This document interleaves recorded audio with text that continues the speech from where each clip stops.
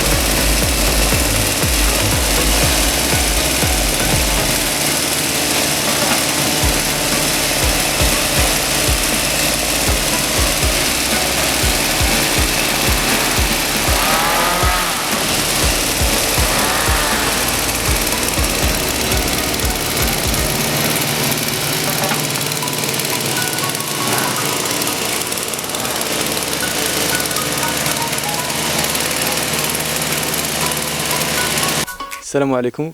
كنقدم لكم نفسي. اسمي محمد منصري، عمري 22 سنة، ساكن بعين صفادور ولاد المنصر، وجدة إقليم وجدة أنقاد.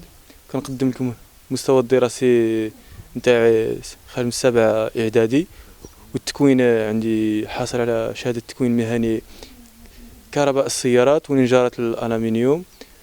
كنقدم لكم هذا الصنع اللي صنعتها الطائرة في المنزل تاعي في هذه الجائحة ديال كورونا. والمعلومات كيفاش باش صنعتها حصلت عليها مواقع التواصل الاجتماعي. الفكرة جاتني من الصغر نتاعي، تراودني هذه الفكرة وتمكنت هذا العام باش صنعتها استغليت هذا الوقت ديال الجائحة ديال كورونا اللي كان هذا الحجر الصحي، استغليت هذا الوقت وصنعت فيها الطائرة.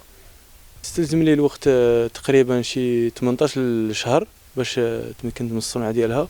المواد المستعمله اللي حصلت عليها اللي متوفرين عندنا في هذا المكان تاعنا في هذه الجهه نتاع وجده، هما اللي تمكنت هذوك مثلا الحوايج الجنبال التنكاري. وكنطلب من المسؤولين يساندونا يعاونونا باش نقدموا هذا الصنع، نزيدوا فيه ان شاء الله القدام، صنع الطائرات، ونزيدوا بالبلاد ان شاء الله القدام. نتمنى يساعدونا باش يعطيونا شي مكان صالح للطيران باش نشوفوا هذه التجربه واش ناجحه ولا لا. اذا كانت ناجحه ان شاء الله نزيدوا فيها القدام ونشوفوا التعديلات اللي خاصها نزيدوهم عليها باش يكون الطيران ناجح ان شاء الله. انا نشكر موقع الدار.